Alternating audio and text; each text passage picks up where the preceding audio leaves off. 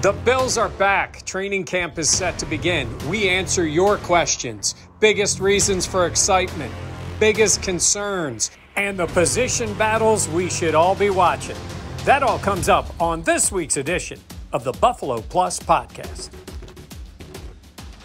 All right, welcome back to the Buffalo Plus Podcast presented by Canna Dips. We'll get to that in a little bit. But guys, we are right here, the start of camp right around the corner. Mike Catalana, Dan Fates, I am Jenna Cottrell. The Bills reporting to camp on Wednesday. The preseason starts so soon. Mike, I want to start with you. What are some things that you are excited about as we get ready for this 2021 season? I'm going to be selfish here. What I'm excited about is to stand near a player and ask him a question. I mean, let's be honest, right? I mean, we have to be vaccinated to be up there, and that's the case, and they got all the levels, all those things, as opposed to being on a Zoom call constantly with guys saying, hey, Josh, can you hear me? Josh, can you hear me? Yeah, he can hear you. He's standing right in front of you. So that's what I'm most excited about, is to actually talk to the players and the coaches in person. How's that sound? Doesn't say. Catalana comes out swinging to start this podcast. I love it. A little spicy to start. Dan, what about you? Well, I think it's continuity. I think to have another training camp with Brian Daboll, we know how much we love him, and to have Leslie Frazier back and Josh Allen and Stephon Diggs and all of these things, and also for the rookies to kind of get to experience, this is their first training camp. I did a hot takes on the BuffaloPlus.com about things that, I think could happen this year. And like AJ Epinesa didn't have OTAs and mini camps. So like a lot of these guys, it's going to be their first taste of, it's almost like last year I considered like a red shirt season for a lot of these guys, where now this is going to be closer to an NFL season. And it's already started, but it continues into a full training camp. Yeah, I think of how much you just miss not being in person and how much of a struggle. We know the transition to the NFL is really tough to begin with. But yeah, that's a great point of like actually being able to be around everyone, those rookies being able to talk to someone if they have questions, as opposed to setting up a Zoom link or whatever. I think for me, what I'm most excited about are just the expectations this season. I mean, coming into last year, we knew this team could be pretty good. They had that heartbreaking loss to the Texans in the first round of the playoffs. But this is a team that nationally is getting a lot of attention. And just how does this team rise to that? Where do they go with that? Because everyone's going to be watching. They're not surprising anyone anymore. They're going to be hunted, not the hunter. And I think that's what makes this season so special and so exciting, because the Bills haven't been in this position in a long time. And it's going to be interesting to see what they do with that spotlight. And if they still talk about being the underdogs, because that has been the role that we know Sean McDermott, Brandon Beane, that team is really locked into. But at this point, it's like, can you really call yourself the underdogs? So we'll see about that. But Mike, what kind of is something that you're concerned about or worried about or looking into as we head in? Yeah. Well, you touched on it when you said about the expectations, right? And where they are. The window's about this big now, right? Yeah. You were in the AFC Championship game. You are the unquestioned best team in the AFC East. Doesn't mean the Dolphins or Patriots or who knows, even the Jets couldn't make a challenge. That happens. But the Bills are, I mean, come on. If you're not picking the Bills to win the AFC East, it's not quite what it was with New England for years, but the Bills are the best team with the best quarterback. So you're already there where people expect you to be in the playoffs. And they already made it to the AFC Championship game, and they had the second best record in the conference. So you don't start out there when the year begins. In other people's minds you do, but you don't. And let's be honest, even in their mind a little bit. They don't want to say it, but they know they're good, right? And they know what they did last year. Now, that doesn't mean they walk out on the field and go, we're the best team and we're going to win. Yeah. But they certainly expect it. Where last year, everything was new. Not making the playoffs, but winning the division, beating the Patriots, winning a playoff game. And it was awesome. They've done all that. That next step gets tougher and tougher to do. So any little dips, anything that looks like it could go slightly in the wrong direction. Dan, how many times did we sort of wait for that last year? And it really never came. It never came. I mean, yeah, in the Chiefs game it came, but it never really came that whole ride. Yeah, and that's where my concern is that not to say last year went perfect, but a lot of breaks went the Bills' way. Yeah. Like inside their locker room, outside, like things kind of went well. And I was thinking about this as we were starting to record this podcast. Like, we are closing the window of the offseason that is, I would call, eternal optimism. like right now, at this point in the offseason, every player's in the best shape they've ever been in. Every player has worked the hardest they've ever worked, and every player is about to have their greatest season and project into All-Pro. That doesn't happen. Progress and progressing isn't linear. Like, maybe Josh Allen's the only player that I can really think that was, okay, kind of started out here, got a little better, and got a little better. Like, it is totally plausible, as we've talked about, that Josh Allen will have another great year, another Pro Bowl year, and not put up the numbers that he did last year. Like, it would be absurd to be like, well, Josh Allen now has to throw 55 touchdowns and he has to run 20 touchdowns in because, if he keeps progressing, guys, like, not everybody does that. Stephon Diggs had a career year. Cole Beasley had a career year. Gabe Davis came out of nowhere and caught, 7-8 touchdowns. Like, I just don't think all of that stuff continues to improve. And that's realistic to think, Jenna. Yeah, no, I completely agree. But I think we talked to Steve Tasker, Mike and I did, at an event here in Rochester. And, we asked him about the fact that statistically speaking, can we expect the same type of things from Josh Allen, considering the breakout season that he had, the MVP type level he was playing at?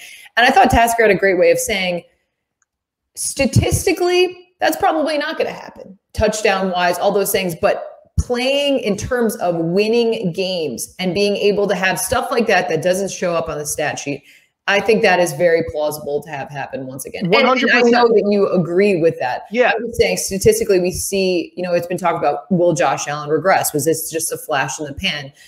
Right. Nick Wright saying stuff like that. No, because I agree with you, because there are so many other things that he can progress as a quarterback who's continuing to mature into his next season. It's fewer turnovers, like smarter play, like all of that stuff continue to get better. Where everybody's like, oh, this person is going to take the next step. This person is going to take the next step. Yeah. Like, there are players that will take steps back.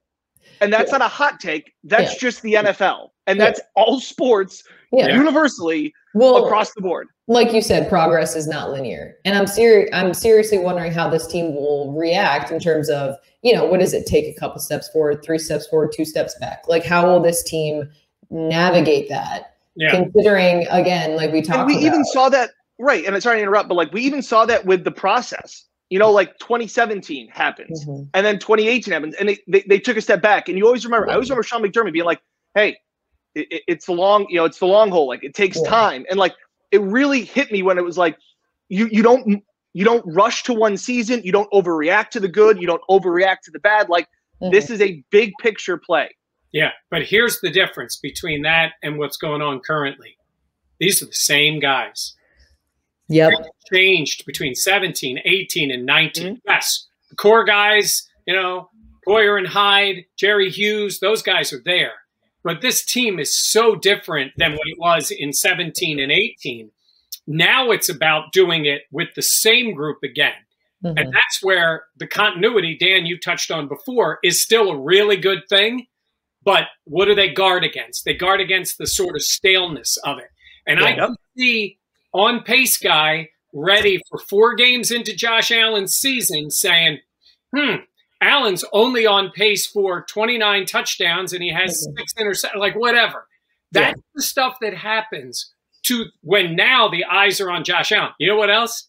Because there's a lot of guys drafting Josh Allen in the first rounds of their fantasy leagues. And this includes reporters too. And they're like, why isn't Josh Allen throwing for 5 touchdowns again? He must be playing poorly. I mean, this is what will go on. Be prepared for it, Bills fans. You're watching every snap of every game twice, right?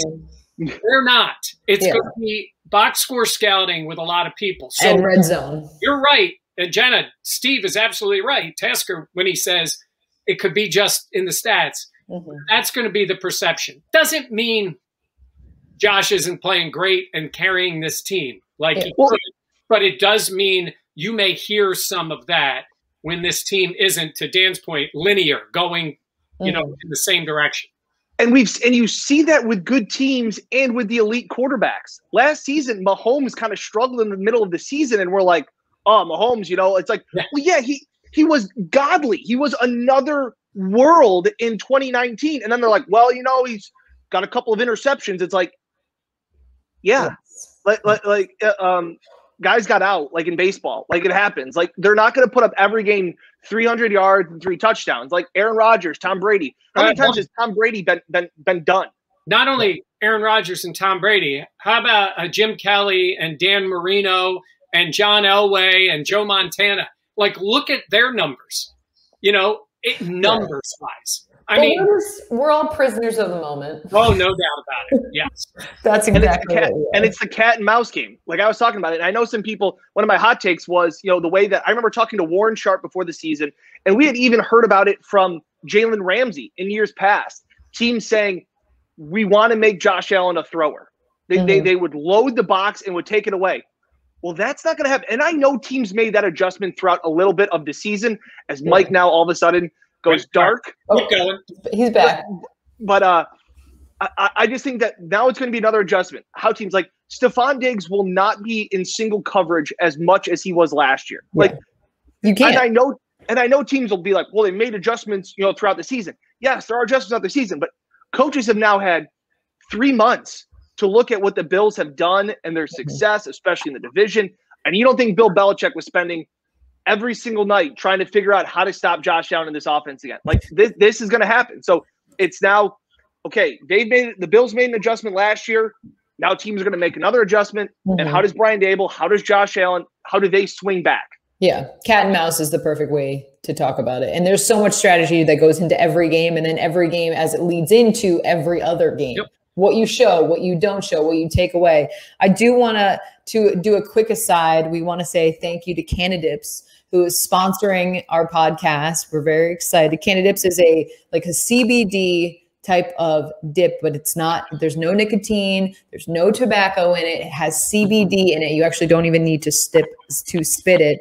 And we're doing a really cool thing where they're going to have the game of the year for Canadips if you support the brand. So basically Canadips, the game of the year is for one winner that's chosen by August 31st. Entry is easy. You just head to canadips.com, canadipscbd.com, click on the link or visit Canadips' main Instagram and look for the blue check mark page. One winner will be chosen and can bring a +1 to any regular season NFL game, airfare for 2 with luxury hotel lodging, and great seats for the game. That's pretty cool. I'm thinking in my head, like maybe a Nashville trip, maybe a Tampa trip for Bills fans. Canadips is randomly choosing one winner for the fan experience of a lifetime. So head to canadipscbd.com and enter the official Canadips Instagram as well. You can check it out. A lot of games to choose from. So thank you to Canadips for sponsoring today's podcast. We know a lot of Bills fans will be checking them out. But yeah, I mean, look, there's a lot of games that we can talk about, like that Tampa game, like the Nashville game, other Kansas City games, as we get ready for this season. But I think also a part of camp is usually it's those position battles that we talk about. And usually the roster is not written in pen. But Dan, I'll start with you. What are the position battles that are standing out to you? Look, there's 2. And I don't want to get into Isaiah Hodgins and the 5th wide receiver. Like I don't have the time for that right now, as there are bigger pictures to deal with. But I will say this: it's the number 2 corner job is the one that I'm looking most at, because Dane Jackson is quickly becoming the next guy that, it's the Antonio Williams. It's like the guy that like everybody loves, like Bills fans, and now he did put out more tape than some of the other fan favorite guys that want to see more playing time. Like he played well in his time, and you had Brandon Beane and Sean McDermott and Leslie Frazier all complimenting Dane Jackson, who was a 7th round pick 2 years ago, and really played well. And he's the one that is supposed to be competing with Levi Wallace. And in one of my hot takes I had on the Buffalo Plus page, I kind of said that Levi Wallace, and I meant this in the most complimentary way, was like the ugly penny you can't get rid of. And yeah, Jenna, hang on. Oh my God. Hang on. I mean that in the way of like every time you think that he's going to lose his job, that they want to replace him, that he's not good enough anymore, he makes a play, or all of a sudden he turns it around. Like Levi Wallace has continued to overcome every obstacle from walking on at Alabama to being undrafted to, again, earning a spot on the team. And that's the one battle where Levi Wallace has spent his entire time in Buffalo fighting for his life to stay on the field. And now it's Dane Jackson who will now be competing with him. Last year it was Josh Norman. Norman was injured, had COVID, all those things. But Levi Wallace has continually, every time they've wanted to get rid of him or fans have called for him to be, lose his job, Levi makes a play. He had an interception in the Pittsburgh game, I believe that was big in the second half. Like he just makes plays. He's solid. So that's the one position battle that I see written in pencil and not pen heading into camp. I feel like you should rename that, not the ugly penny. That's like I have like a dollar bill in my wallet, the in case of emergency dollar bill. Still have it. No emergencies for Jenna. First of all, Levi's the perfect guy for that. Walk on at Alabama, undrafted player, starting in the NFL. He's a great story, tough guy. And good luck, Dane Jackson, actually convincing Sean McDermott that you're better than him. Yeah. Because Levi's got, what do you kids say? Receipts, right? Isn't that right? Wow. Yeah. Right? Levi's made those plays. They've seen him do it. Dane Jackson's had some flashes. It's not like they went out and used a first or a second round pick on a corner. Dane Jackson, they're going to need him. I don't want to use that word when we talked about all the things and guys all getting better. But without saying it, there are reasons in terms of a player. And I'm not talking about COVID here. I'm just talking about that other reason why a player wouldn't play in a game. Yeah. I don't want to say it because somebody's going to say I'm jinxing them. But this team has been really healthy. So you're going to need all these guys. So while it's a position battle, I think the one Dan's talking about is those guys are going to be on the team. Yeah. Right? Yes. This is not, to Dan's point, the fifth, sixth wide receiver where the guy may not make the team. Cut. Yeah. And then, so that one's a big one. And then the other one I want to see, and I knew Dan wasn't going to mention it. Yes, Dan. Yes. I want to see if Dawson Knox is going to hold on to his job as the starting tight end. Actually. He thought I was going to say running back. Both those guys are going to play. Yeah, maybe one of the two backs emerges as more the guy. I think the way that the Bills look at it is that may not be that may be more week to week and play the hot hand. It may still be the case. That's more of the NFL way. The tight end is interesting. I don't know if Hollister's going to be good. I mean, these guys' numbers are so poor for pass catchers. Even Hollister's numbers were not good. We don't know if Tommy Sweeney, good luck to him this year, missing all of last year. And Dawson Knox has said all the right things. But I think it was, I don't know which one of you guys wrote it. Dan wrote it, I think, where it's like, if we're talking about the guy, a tight end catching the football, I mean, that's an issue. So that's what we need to see. All this taken care of until Zach Ertz comes in. But at that point. Okay. All right. Well, first I want to go to Dan because we were talking about this because Dan, you wrote a great article for BuffaloPlus.com about 5 hot takes before the start of the season. And you worked your way into being like, yeah, you know what? Jacob Hollister could really make a run for that tight end one spot. First of all, I want to address, like, some people were like, these hot takes are terrible, like in the comments. Okay. Or people being like, these are awful. Wait till the middle of the season. Yeah, they're hot takes. Like, if I was to sit here and be like, Dawson Knox is going to catch 27 passes this year, that's not a hot take. These are unlikely things that are going to happen. And I remember when they signed Jacob Hollister, I was like, I got to jump on the Zoom call for Jacob Hollister. Like, this is my day today. Like, I'm going to write an article about Jacob Hollister. And the more I look at it, he's the same size as Dawson Knox. They ran about the same 40 times. Hollister at the combine ran a 4.65. Knox ran a 4.59, so about a half a second. They're pretty similar, okay? Yeah. And I just look at it and I go, Jacob Hollister is Dawson Knox without the drops. And isn't that what we want out of Dawson Knox? Him not to drop the football? Like, I'm just sitting here and, like, I went back and I went down the rabbit hole yesterday as I was helping Jenna produce the shows on Buffalo and Rochester. And I went down the rabbit hole and I was like, Jacob Hollister's good. Like, I went through, like, and I went and watched. I'm not a film guy, and I'm not talking about breaking down film, but other people broke down film, and I was like, big catch in Seattle against the Rams there. Like, look at this overtime winning touchdown catch. Like, and the only reason I say it is because I feel like Dawson Knox has played about 80% of the snaps since he's gotten in the league. Hollister, undrafted guy out of Wyoming, he played with Josh Allen. He's played about less than 40% of the snaps, had more catches last year, and has more career touchdowns. Like, to Mike's point, neither of them are impressive numbers. But I'm thinking, and this is the hot take, we may have seen the ceiling for Dawson Knox, and we may not know what the ceiling is for Jacob Hollister if he were to get time. That's all I'm saying. I am not saying that he is going to absolutely be the starting tight end by week 3. I'm saying it's interesting because of the familiarity that Josh has with Hollister from their time in Wyoming, wanting to come back to play with him, the size, and all of those things makes me go, maybe Hollister could catch 5 touchdowns in the red zone this year. Maybe if Lee Smith could catch 2, why can't Hollister catch 5? Hey, don't go down that road. The Bills have a history of tight ends. Keith McKellar years ago, all he did was catch touchdowns. So don't even go by the touchdown catches. This franchise is the worst when it comes to pass catching tight ends. They're the worst. Go ahead, put it in the comments. Name me a franchise who's worse with tight ends catching the football. The Bills have, in their Super Bowl years, they weren't good. What about Reemsma? Who's the Reemersma. Reemersma. Yeah, that name was a picnic. And then Pete Metzelaars was awesome. I mean, the tight end position was a little different then. They've never had that guy. And they don't have that guy on the roster now. And you mentioned Hollister. Yeah, he has a history with Josh Allen in a totally different offense 1,000 years ago at Wyoming. He's had 2 years of practicing with Dawson Knox in this offense. Dawson Knox is ahead of Hollister with Josh Allen. Yes, yeah. So if they were both coming in new, that would be a different story. Now, the pressure's on Knox. Yeah. There is because, and he's done the right things. I mean, he went to tight end U there, whatever, to, the summer to get better. If that's all it takes, that would be great.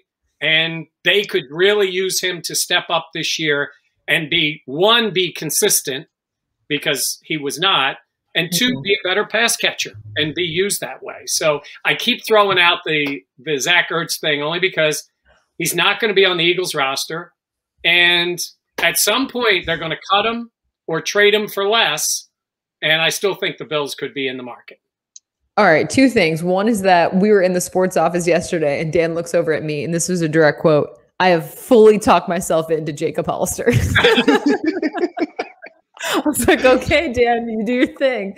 So Dan is all about it. I will say, though, seeing what we have seen from Dawson Knox and the opportunities that we've got to witness firsthand, like there is a lot of intrigue with Jacob Hollister, considering the numbers are so comparable. And like you said, the skill set, the size is also pretty equal. Like I'm curious to see, and like Mike, you said, yes, it was eons ago that Hollister was working with Allen in a completely different offense, but I'm curious how much that rapport will stand true as we come into this year. And honestly, how much I feel like it's not to say it's definitely Dawson's job to lose, but I think if you can turn some heads in camp, like I think it'll be a serious discussion as we go into the season, at least. And Knox has said all the right things, as to Mike's point. Yeah, he has. And all that.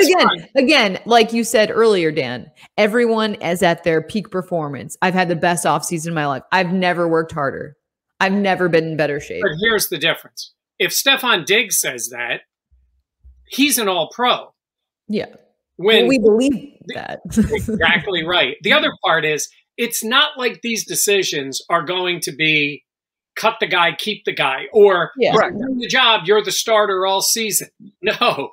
It may be an ongoing battle at this position. Hey, Taron Johnson got benched for a couple of games in the middle of the year, right? In the slot. I mean, these things happen. Guys, whatever the whole thing was with Mitch Morse last year, like whatever the circumstances are, this is still fluid in that way. And in those positions, some guys are starting. They're starting every moment of any game. They're out there, right? We know those guys. Yeah. These positions, we'll see what it is. So there's a battle, but for playing time. But think about how much better this team is if somebody actually wins the battle, not that the other guy loses it. Yeah. Somebody really steps up at second corner or tight end, or even a running back where they're more of a complete player, I guess I would say. And that's where I was kind of, my big point about, like, this is the end of the eternal optimism period of the offseason, because the first time somebody drops 2 passes in 7-on-7, or the first time one of the running back fumbles or trips or does something like that, then all of a sudden Twitter takes that, and then all of a sudden whatever they did in the offseason is forgotten. Nobody's going to care. But you're going to see a couple tweets about, because it was even during OTAs, Dawson Knox's hands juggled a couple of passes. And, like, I'm not going to sit here and tweet about that because it's OTAs, but if that happens at training camp during an 11-on-11 or during a 2-minute drill, that will be tweeted, that will be talked about, and that all of a sudden will become a thing where all of a sudden people will go, Knox has still got those problems. Or we'll be hearing about Knox has caught every single thing in the world. But to Dan's point, you're right about all that. That's still the Twitter world. What I look at is that the real world?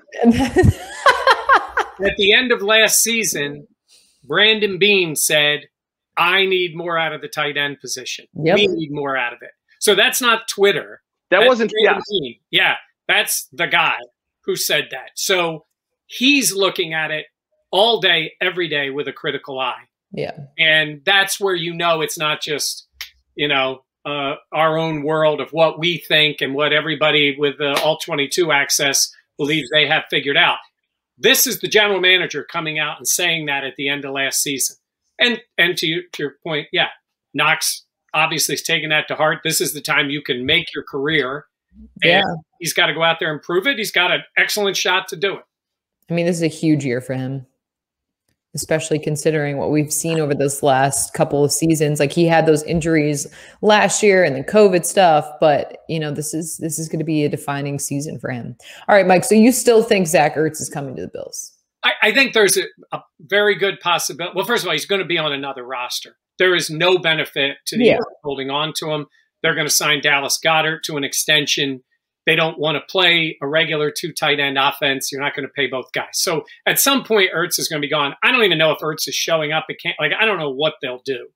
At some point, that's going to happen. Again, do the Bills make any sort of play for him? Do the Eagles wait until somebody has an injury at tight end?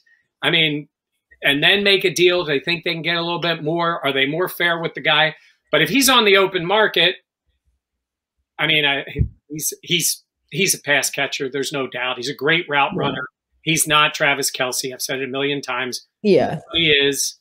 But there would be no question who the starting tight end is if Zach Ertz was with the Bills. Well, I will say too, how much they love to have come on, you're not even questioning that. There would be. You're probably right. Yeah, you're probably right. No doubt. No, I don't mean day 1. They go, oh, he's the starter. It'd be day 2, and then he's the starter. How much they'd love to have a veteran in the room too. How much they love to have that. Yes, and they would want a veteran who could play. Yes, not just Lee Smith. Well, yes. I will not stand for Lee Smith slander. No, I actually want to ask Josh Allen how much he misses Lee Smith, because I feel like we could get a funny answer out of him. Yeah. We'll have to see, though. Yeah. Okay. We should probably talk about Cole Beasley, considering that has been a topic that people were writing in about. And Cole continuing his talks on Twitter, or his tweeting, I should say, about the NFL and vaccinations. Dallas Mavs owner Mark Cuban chiming in. It kind of was sparked by NFL Hall of Famer Michael Irvin saying that, if you don't want to get vaccinated, you don't want to win badly enough. Cole, I think, was offended by that. I guess, Mike, we've talked so much about this, but do you believe there would be any on the field repercussions, or potentially him losing his roster spot or anything like that? There's 3 separate issues with this. One, Michael Irvin saying, you got to get it or you're not all in as a player. I don't necessarily think that's accurate. Cole Beasley played with messed up knees, banged up. Like, he is all in as a football player. He feels this way about the vaccine. He is entitled to that opinion. The league is allowing that. You don't have to be vaccinated. So there's issue 1. It's not about he has to get it. The second issue is stop whining, Cole. These are the rules. Like, you're fine. You don't want to get it, but you got to follow these rules. The league's making it a pain for you. So that's the second part. And then the third part, the biggest part, is him making it public. And I tweeted this. The Bills are a buttoned-up organization. You guys experienced some of this, in the Rex days where it was leaks all over. That's the Titanic, for God's sakes, right? And this team doesn't do that. They don't speak out of turn. They don't air the laundry out there, any of it. And Cole's done that. That's where the repercussions could come from. Now, I believe Sean McDermott's sitting him down and saying that's what the conversation's going to be. But didn't he already do that at the golf tournament? Well, I think it's hard because you're talking about grown men. Like, these are it's not a college program. I feel like you can't really say like. Yeah, you can. Yes, you can. I don't know. I don't know if I agree with that. Then it becomes an on-field issue. If he tells him, we keep this in-house, you're going to shut your mouth about this. Not even about, he was talking about another player potentially testing positive or being exposed, whatever it was. Yeah. Like, that's not the Bills. Yeah. They don't talk out of turn. My God, Josh Allen wouldn't tell you it was Wednesday if it's Wednesday. Like, they tell you nothing. They pretend they don't even know who they play the next Sunday. And that's exactly it too, Mike. And on top of that, and I was telling Jenna about this yesterday, as Cole continued, and I go, it's okay with him having this stance. Like, we've said it on here multiple times, and nobody is saying like Cole, like, and even poked fun at stuff like, oh, I'm dumb and everybody else is smart and all this stuff, like one of those things. But that's not what I've been saying. I've been saying it's a distraction because this is not what the process has been. And I look at a guy, Jordan Poyer, who has, again, been pretty openly through his wife that he doesn't want to get the vaccine. And what did he do? He did it the McDermott process way and said, I'm not going to talk about it. You don't see him posting. Sure, Rachel may be posting. That's fine. That's like, she's her own person. Like, all that stuff. But you don't see Jordan every single week coming on and responding to people that have 13 followers and saying, and then when people say like, hey, I'm sure the Bills organization doesn't love this. And he goes, what's the big deal? We don't have a game. There's no way that Sean McDermott is going like, this isn't how we run an operation. And I go back to, I remember when Quentin Spain got cut out of nowhere, he had tweeted like, I wish I could tell you what's really going on or something. He had some cryptic tweet. And then like 20 minutes later, that tweet was gone. Yeah. And it's like, whoa, like, again, that is, like, whether it's the power of that process. Yeah. Keep like, it in the family. Even when the player's leaving, it's like, even when the player's leaving, it's like, don't you dare talk bad about us. Yeah. Like you don't, whatever we talked about in here stays in here. And like, how many times, and like Sean McDermott has talked about, respecting everybody's opinion. They're grown men and we're having, dialogues inside the locker room. This is not a dialogue that is inside the locker room. Cole has taken it upon himself to make it public. Yeah. And what is becoming, there is no question. The first thing that we're going to have to talk about at training camp is to ask all of his teammates, what is your thought about Cole's tweets? What is your thought about Cole's stance? And and we're not going to talk about football. Yeah. And that's not because of us. That's because of Cole's actions. Yeah, that's the one thing that stands out to me too, is like you work so hard to keep the distractions a minimum. And like so many things can derail an NFL season, but something that doesn't even have an effect on the field. Like, we're not talking about injuries or anything like that, jeopardizing that so early on. And Cole did say, we don't have a game for a month and a half, but like you said, Dan, this is going to be the first question we ask. Hey, Jenna, go back to our conversation with Steve Tasker. And, 100 years I've been covering this team. And so in 88, this was my point. 88, they made the AFC Championship game. They were young. They were hungry. They were talented. They didn't come out of nowhere, but kind of nowhere. Like, no one was expecting that. And then, boom, Kelly was awesome, the whole thing. Now, Steve says this group skipped the bickering Bills. I am not saying these guys are going to be bickering Bills. But what happened there was things got out. Kelly made a comment about his offensive lineman, Howard Ballard, got into it with Thurman. Thurman went on his TV show. There was no social media back then. Thurman was asked, what's the biggest problem with the team? They were struggling. He says quarterback. That was Thurman's shot at Jim. They had to apologize publicly. It's the funniest looking video. The two of them with terrible sweaters standing there holding a piece of paper and apologizing. And then eventually they got themselves together enough. That team ended up going 9-7, made the playoffs, lost in the first playoff game. Then they went on the run. Now, Steve's point was this group has skipped that. Yeah, I don't see this group becoming bickering Bills. Mm-hmm. But I'm saying is last year, everybody was rowing in the same direction. Everything was positive. They took every COVID setback or issue and stayed together.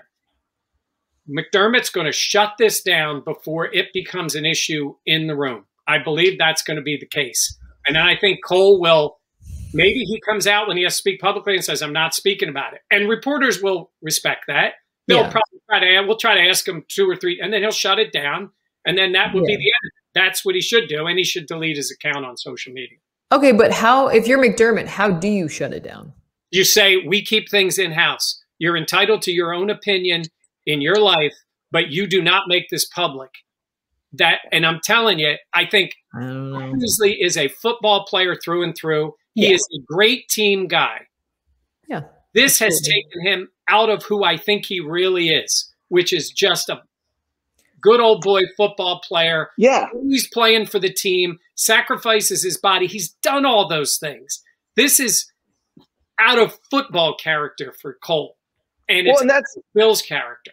Mm-hmm. And I was funny because I went back and I looked at the interview that he had on January 12th. It was a Zoom interview, and he was asked about how to handle the media distraction because he was in Dallas. Like the team that is where the GM speaks after every game in a tunnel, and answers questions and calls out coaches and players. And he goes, the biggest mistake he ever made in his life was running his social media account in Dallas. And he said, the reason for, these are his words. This isn't me inferring what he said. He said it was the biggest mistake of his life was running his social media account. And then he went on later in the answer, and he talked about how one of the biggest reasons for his success in Buffalo is because he stopped running his social media account and stopped doing anything.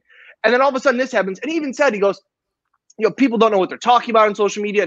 And I encourage younger guys to stay away from it. But you know how they are, they want to be in it. And again, what happened? And I know you're passionate and I know it's stuff, but I really thought when he notes apped his PSA, this public service announcement, I thought that was it.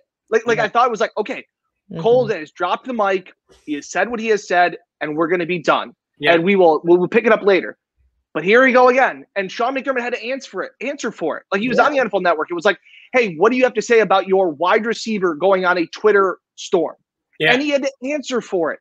And now we're back up again now because Michael Irvin didn't direct his answer at Cole.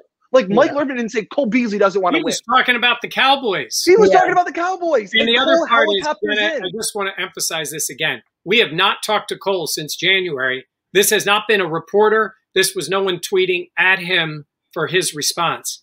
Yeah. This was Cole. Each time it has been Cole, something sets him off, and he goes on a social media rant. So I think, yes, you're right.